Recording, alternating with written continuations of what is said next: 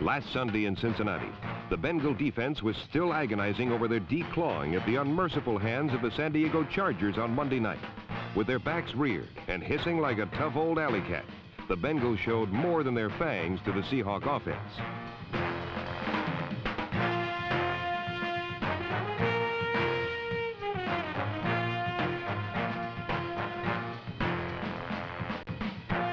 The Bengal secondary, which suffered most of the embarrassment in their defeat last week, was particularly intent on dishing out a little punishment of their own.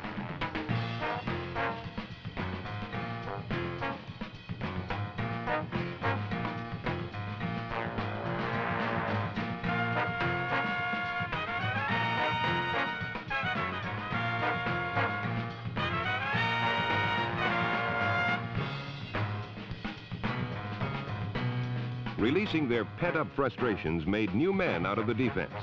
Unfortunately, Seattle had the reverse effect on quarterback Kenny Anderson, number 14.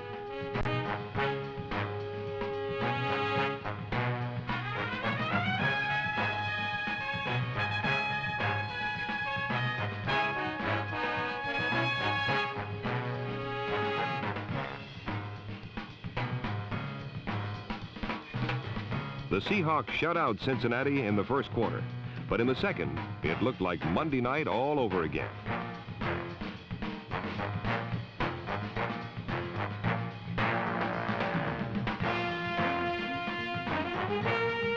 David Verser's 56-yard touchdown boosted the Bengals to a 24-10 win. The victory upped Cincinnati's record to 6-2, assuring them a spot in the playoffs. While Cincinnati hasn't surprised anyone in making the playoffs, the Los Angeles Rams' losing record hasn't exactly come as a shock either. And last Sunday, thanks to Bear running back Walter Payton, the Rams' one win didn't seem in any danger.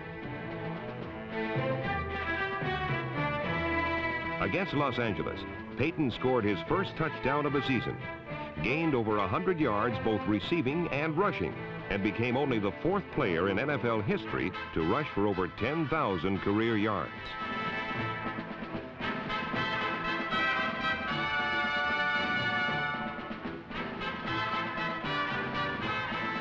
Payton and rookie quarterback Jim McMahon, number 9, helped put the Bears on top 17-0 in the first quarter. Because of the Rams' inability to hold the lead, no one would have ever thought they could come back against one. But then again, no one would have ever thought Vince Ferragamo, a Canadian League dropout, could throw for over 500 yards. Ferragamo's 509 yards passing was the second highest total in NFL history and was achieved with the help of receivers like number 84, George Farmer. Farmer caught 9 passes for 183 yards and 1 touchdown as the Rams closed to within 1 point in the final period.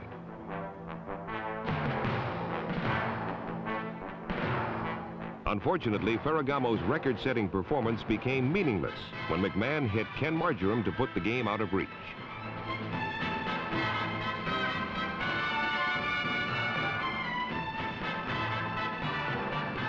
The Bears' 34-26 win kept the Rams in the cellar of the NFL, where it would be awfully lonely if it weren't for the Baltimore Colts and the Houston Oilers.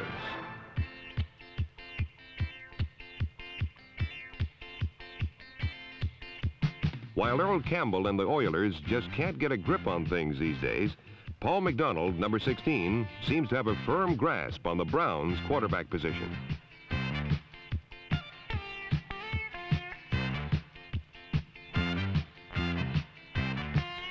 In only his second NFL start, McDonald held off the Oilers, throwing for nearly 250 yards, including this 56-yard touchdown to David Logan. McDonald led the Browns to a 20-14 win, and with a 4-4 record, Cleveland is still very much in the playoff picture. Quarterback Gary Danielson has made people in Detroit forget about Eric Hipple, and last Sunday in Tampa Bay, he hoped to make the Bucs forget about their playoff chances.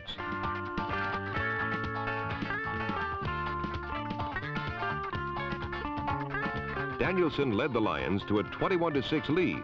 Unfortunately, he failed to remember that the Bucs have a way of defeating Detroit in important late-season games.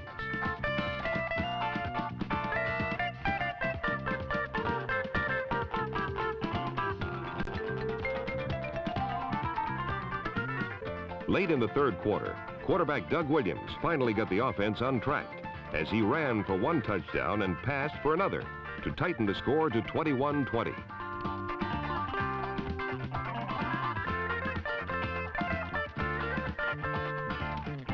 The Bucks added a last-second game-winning field goal to even their record at 4-4, keeping them very much in the thick of the playoff race.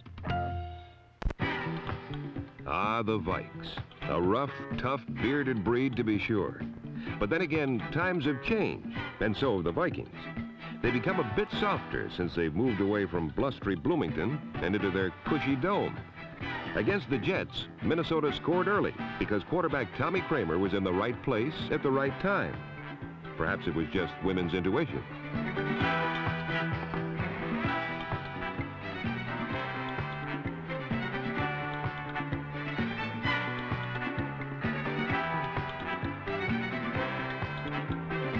Kramer's alert touchdown run was a high point in a game of lows for the home team, as Jet quarterback Richard Todd found vastly improved Johnny Lamb Jones for a big gain.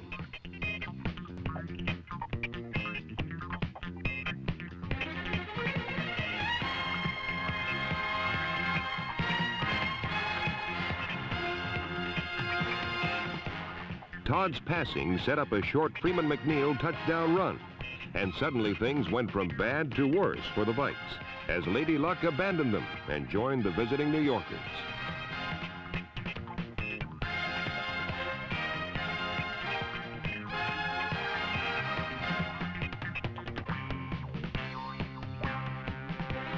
Rick Danmeyer's field goal attempt resulted in an 80-yard Jet score as number 40, Bobby Jackson, rambled untouched to put the game out of reach.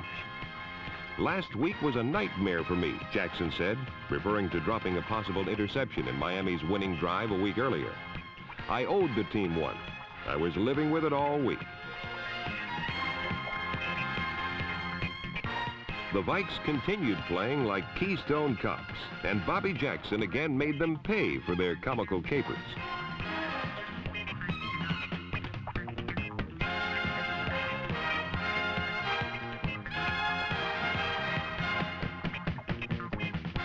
New York's lopsided 42-14 win locked up a playoff spot. But ironically enough, the Vikings also earned a berth due to key losses by their pursuers in the NFC. All year long, Minnesota has either won big or lost big. And the same goes for the inconsistent Terry Bradshaw-led Steelers. Against New England, Pittsburgh won big as Terry beat the tar out of the Patriots with perfectly feathered passes like this one to Greg Hawthorne, number 27.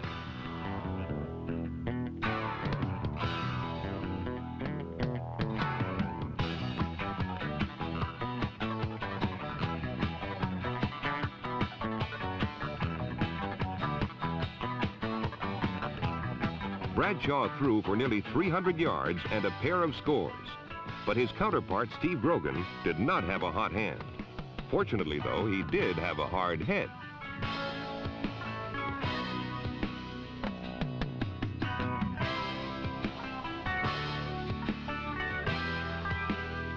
After the love tap, Grogan received a harder hit, resulting in a concussion. His replacement, Matt Cavanaugh, fired for 218 yards and 2 touchdowns in only 20 minutes of play, including this 75-yard bomb to Stanley the Steamer Morgan. It wasn't enough, as Pittsburgh heads for the playoffs at 5-3, while the loss dealt the 4-4 Patriot playoff hopes a serious blow. A serious blow is exactly what New Orleans Saints quarterback Guido Merkins received from Redskin tackle Dave Butts. Having Dave Butts in your backfield is bad. Not having star runner George Rogers in your backfield is a far greater problem. Without Rogers, the Saints could muster only 10 points. Joe Washington helped his club earn 27 of them.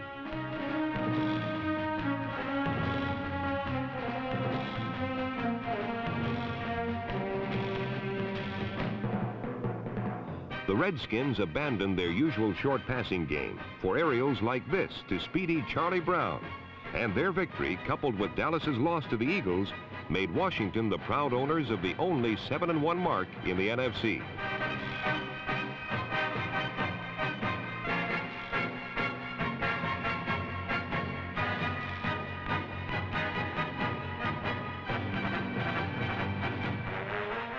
Brown's second touchdown reception iced a one-sided Redskin win.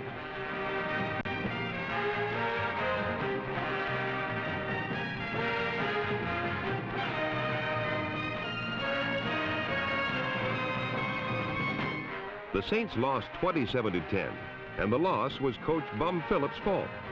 All he had to do was take a look around the stands and find a replacement for George Rogers. He might not have found a great runner, but perhaps had he looked hard enough, he could have secretly suited up a pretty good walker. Herschel Walker, that is.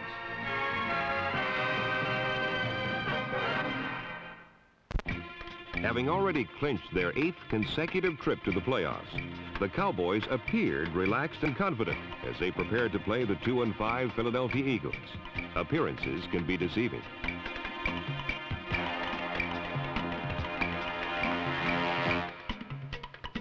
Four minutes into the game, defensive end Greg Brown forced and recovered a Danny White fumble in the end zone as Philadelphia quickly dented the Cowboys' calm demeanor.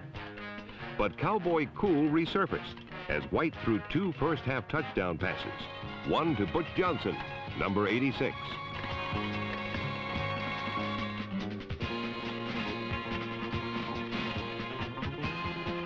Johnson's soft hands and quick draw helped Dallas take a 17-14 halftime lead. But in the second half, the Eagles' defense took control.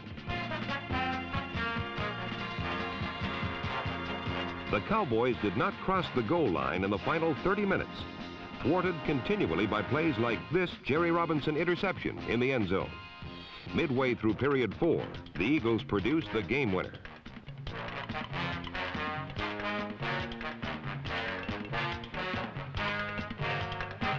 Harold Carmichael's leaping grab was the difference in a 24-20 Eagles upset, keeping alive Philadelphia's slim chance for a playoff spot.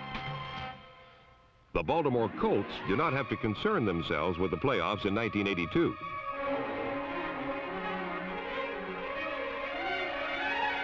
Against San Diego, Matt Booza's touchdown catch and some inspired defensive play by Donnell Thompson, number 99, highlighted Baltimore's efforts.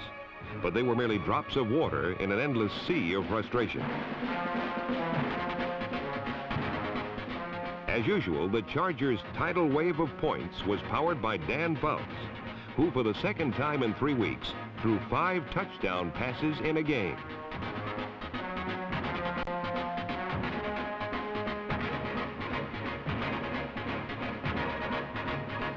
Kellen Winslow, number 80, caught 3 of Fouts' scoring strikes, while Wes Chandler grabbed the other 2 in San Diego's 44-26 win. Chandler, number 89, now has 894 yards. And with a game left, he has an opportunity to gain more than 1,000 yards receiving in a 9-game season. While the Chargers glided gracefully to victory, the Cardinals and Giants fought a dogfight in a game that had an important bearing on the playoff picture.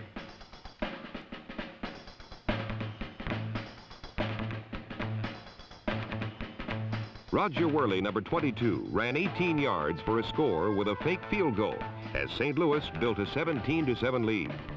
But this contest was not decided until the final 5 minutes when the Giants, led by quarterback Scott Bruner and wide receiver John Missler, number 85, rallied to go ahead 21-17 with 1 minute remaining.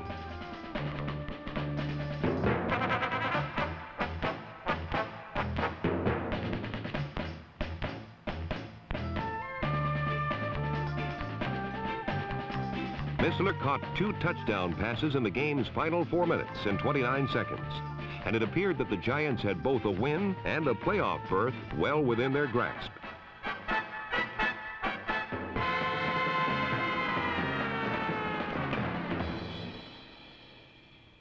The Cardinals had one final opportunity to win, and Neil Lomax made the most of it. Lomax had been replaced by veteran Jim Hart the previous 2 weeks. But against the Giants in this final minute, he was perfect.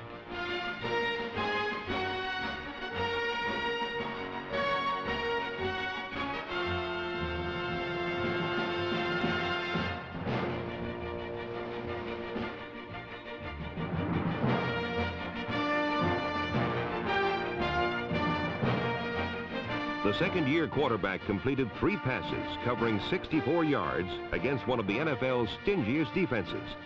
And with a third one, an 8-yard touchdown to Roy Green, the Cardinals were in the playoffs for the first time since 1975.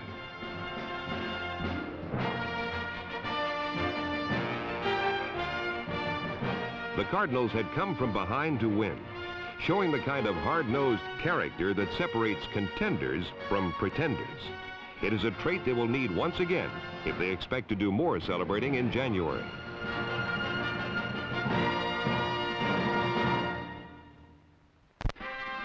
Muscle. It's still the most effective element in defensive football. Last Sunday, the Green Bay Packers matched their might against the equally strong Atlanta Falcons and simply beat the Birds into the turf of Atlanta's Fulton County Stadium.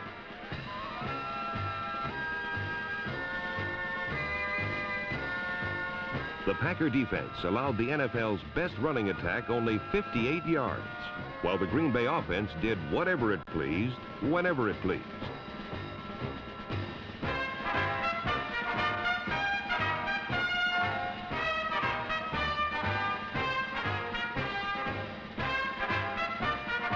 Number 40, Eddie Lee Ivory, scored 2 touchdowns, and quarterback Lynn Dickey consistently beat Atlanta's blitzes, throwing for 248 yards and 2 touchdowns.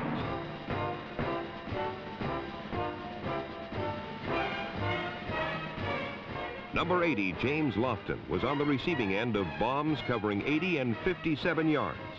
Touchdowns that were the first for the All-Pro wide receiver since the season resumed.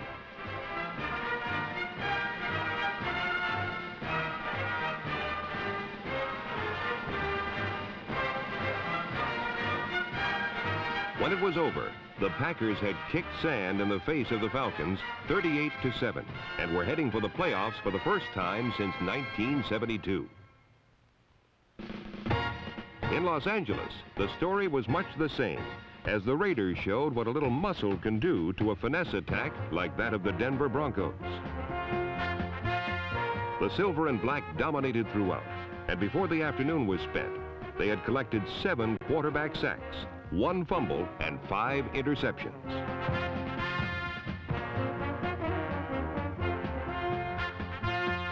Los Angeles turned these miscues into a 27-point first half, with 2 of their touchdowns coming on passes from Jim Plunkett to Marcus Allen.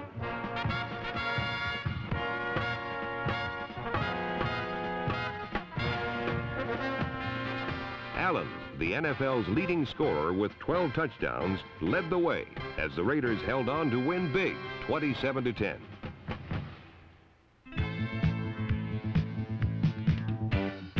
A year ago, the NFL's biggest winners were the San Francisco 49ers.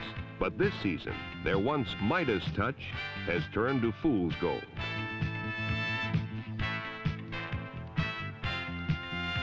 In Kansas City last Sunday, the 49ers again showed that 1 year can make quite a difference. As for 3 quarters, the Chiefs suppressed the magic of Joe Montana.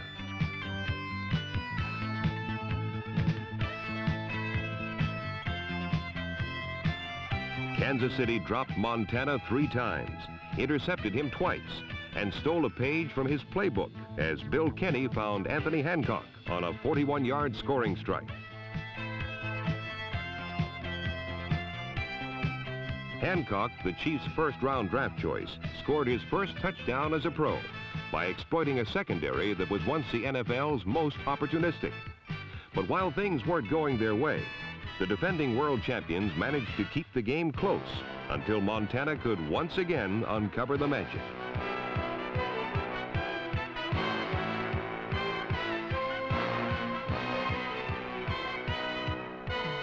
Dwight Clark's 51-yard reception did the trick, setting up the go-ahead touchdown.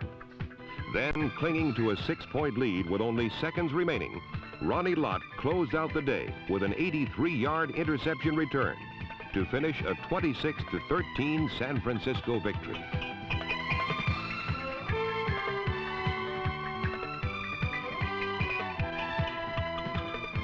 During a season with more lows than highs, surprisingly, teams like the 49ers, Browns, and Eagles still have an outside shot at the playoffs. For others, however, like the Broncos, Rams, and in particular the Chiefs, who haven't qualified for the playoffs in 11 years, only the broken dreams of another season remain.